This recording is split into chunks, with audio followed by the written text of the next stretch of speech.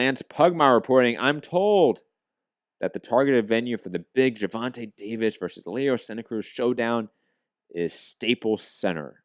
Great choice. I'm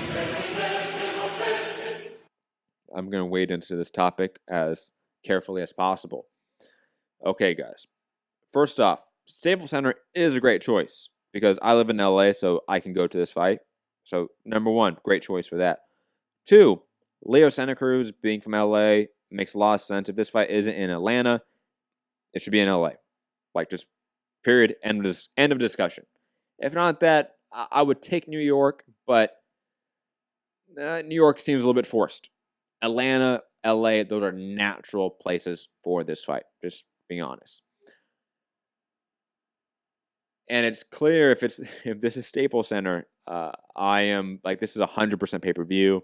This is 100% happening. It's not official, obviously, but this is my opinion. And that sucks as a consumer and honestly a fan of both guys. Like, this fight doesn't really appeal to me in any way. Plus, adding pay-per-view on top of it, trying to make it into a super fight when it's not really that. It's just,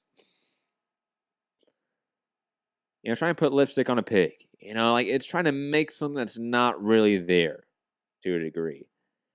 And if this was a Fox main event, I think the criticisms wouldn't be as harsh.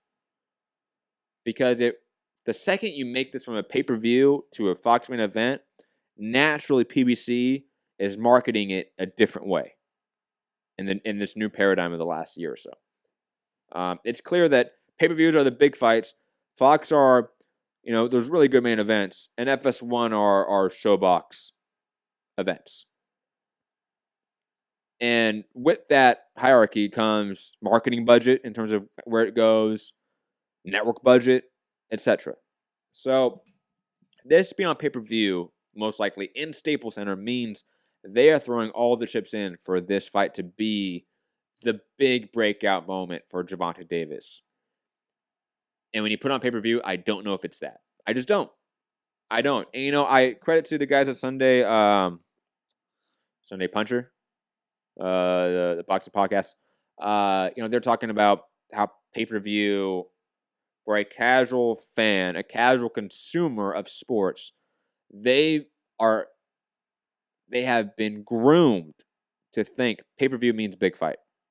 If it's not pay-per-view, it's not worth my time.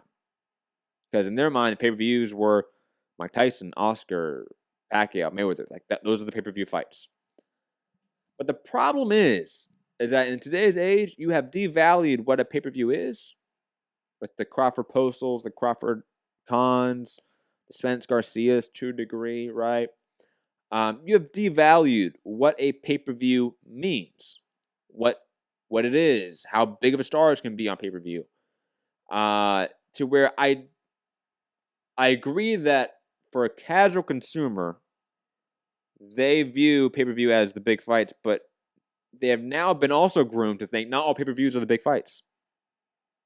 And with the UFC coming in town the last 20 years, the paradigm has shifted as well. The casual sports consumer, not the casual boxing consumer, the casual sports consumer is also thinking about UFC and those pay-per-views and watching those cards, watching the McGregor-Cerrone fight. Am I going to watch McGregor-Cerrone or Wilder-Fury 2? What am I going to pay my money on? If you don't think the casual sports consumer that only knows big names and that's it, and maybe like one quotable and that's it, it does matter. And Gervonta Davis, Leo Santa Cruz is not that yet. These are not pay-per-view draws. It's also a fight that I believe if you put it on Fox and you honestly have that be the long-term strategy to put really good fights and the best fights on Fox, you would slowly over time course correct that public perception, that casual public perception that pay-per-view means and equals big fights. That now they will go back to the 80s and 70s where ABC, CBS, that's where the big fights are. But you have to try that. And there's really no attempt. Promoters and networks are so ready to just be pigeonholed into the status quo of the industry that there's no push to try to get the sport back to a more long-term viable position, because pay-per-view is not long-term viable business strategy. It just isn't. Scott Brown, Spence versus Mikey is almost exactly Tank versus Leo Santa Cruz. Good comparison. Like, I think this would do decent buy rate, like 200,000 plus, but what does that mean in today's age? And is that really the breakout performance you want when this could have done 4 million, 5 million on Fox?